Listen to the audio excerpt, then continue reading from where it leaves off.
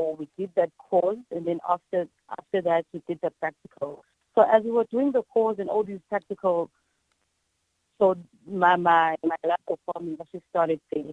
I started to see so many things that you can do within the space of agriculture, Mm. not just literally planting. There's this processing involved. There's so many things that are involved in farming. So my love just grew, knowing what there's just so many things that you can actually do besides having to be in the field and planting and growing the crops. And Mm. also another thing that kind of pushed me to that interest in farming. I'm a person who works closely with orphanages. Yeah. So when COVID-19 started, there were so mmany things that happened when it came to donation, because I was assisting with donations, gathering clothes for them. So when COVID-19 hit us, and then it became difficult for them because most of our sponsors, they pulled out. So now there was a gap. Okay. Yeah, so I just sort of would why not start a garden here? And you would see it when they grow their own veggies, at least they won't be buying everything or expecting everything to come from outside, but they can just also try to grow their own food. Wow. Incredible. Hey, it is so incredible. I think that it's definitely the heart for feeding people within your area or within the community. I think that is where your passion comes from. So you believe in the proverb of you live by the proverb, the Asian proverb of give a man a fish and you feed him Mm-hmm. for a day, teach a man to fish and you feed him for a lifetime.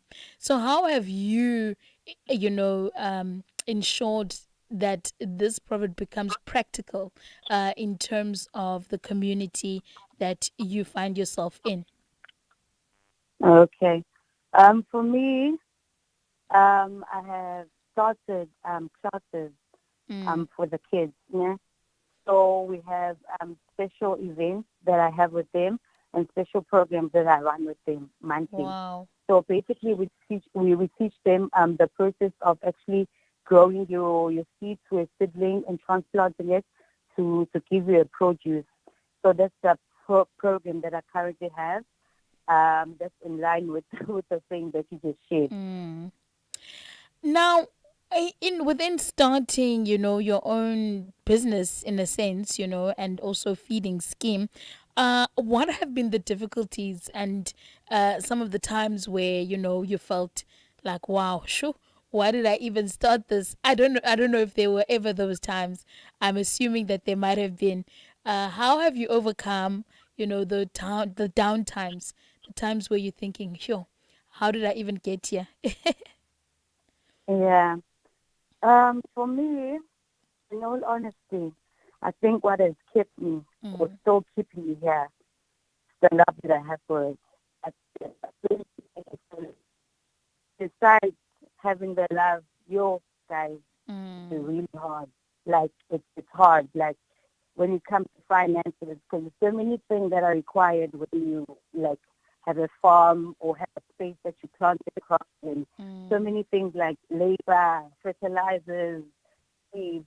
Everything costs money. Mm. Everything costs money. So it really gets frustrating. It really gets to a point where you just want to give up and not continue. But yeah, as I'm saying, as I have said, that the only thing that I feel like has actually has kept me, as much as it's so difficult and frustrating, it's the love that I have Mm. for me. Definitely the love. What do you think are some of the misconceptions that young people have when it comes to farming? I think having to introduce agriculture back into schools will change how young people see or they have like perceived how farming is or Mm. agriculture is. So I think having to teach that whilst they're in school and having to go out of school with an understanding of how big agriculture is and how many departments it actually has, I think that can actually assist a lot with young people in the way that they see the agriculture or the farming. Mm. and also to clear out the misconceptions about it. Yes. So, Pamela, your greatest achievement so far, having been doing this, farming, agriculture, what are the moments where you just feel, wow, you know what, these are memorable moments, or I can't believe that I was able to do that, with this career now that I have chosen. Okay. For me, I would say having to start a crop from a seed Sure. and seeing it grow and producing um, the quality and the right produce for you. My biggest highlight when I started farming was when I saw, see, I'm able to do this when I planted half a hectare of cabbages and I was able to make sales. For Wow. me, that was So cool. a biggest achievement. That also motivated me able to know, man, I can do this. This is doable. So that I would say that was one of my biggest highlights, and also just having exposure into different um, platforms like radio, newspapers, Mm. having interviews, and all of that.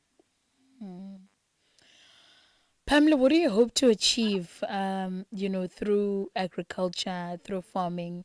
Obviously, right now you're currently teaching farming to young people.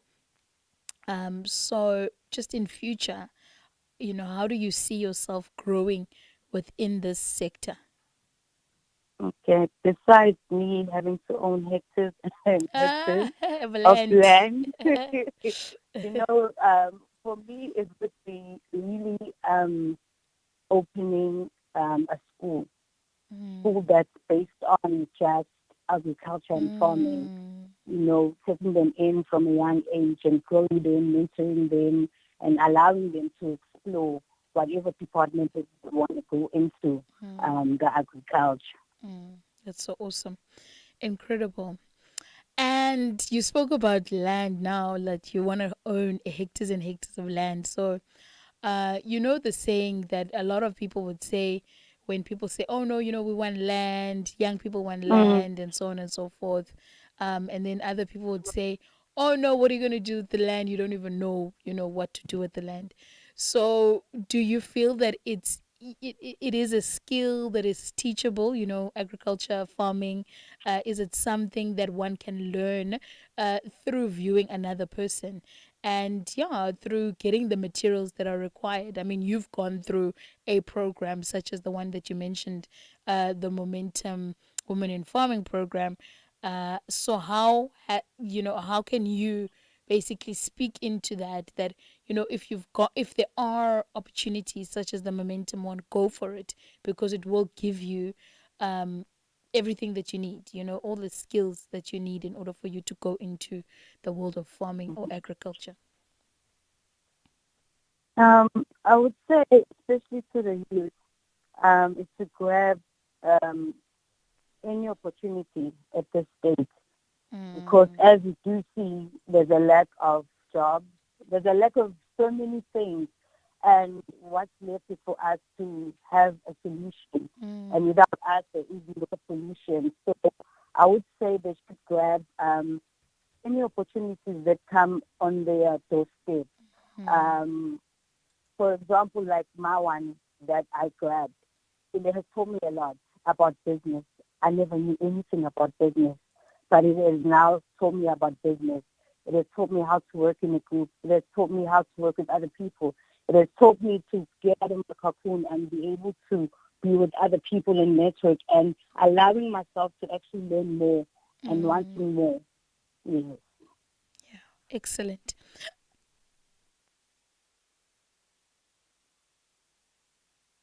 One more thing, Pamela, if you could please share your contact details with us. How can anyone that is listening right now reach you? Maybe if they want to join your school, I don't know, partner with you and establish a school based on agriculture. So please share your contact details. Okay. They can find me on my social pages. On Instagram, I am Pamela with a double L underscore Nwabisa. Instagram, Pamela underscore Nwabisa. And then on Facebook, they can find me as Pamella Goldstone, or you can go also on my Facebook page for work. You can find me as A Mile Fresh Produce. It's a dash MYL Fresh Produce. Excellent stuff. Thank you so much, Pamela Goldstone, for pioneering, being brave and being a woman that goes after her dreams, and a woman that says, you know what, as long as I have still breath, and as long as, I am able to do something with my hands, I'm going to go out there and do it and serve my community well. So thank you so much for being that person. We celebrate you, and may you continue, and may God extend your territory, and whatever you do, may God bless the work of your hands. Thank you so much, Sibongile Siyabong. Thank you so much. Thank you for having me. Blessings to you. Bye bye. Bye. Thanks. Bye. Thank you. Oh, family, nango ge upamela gold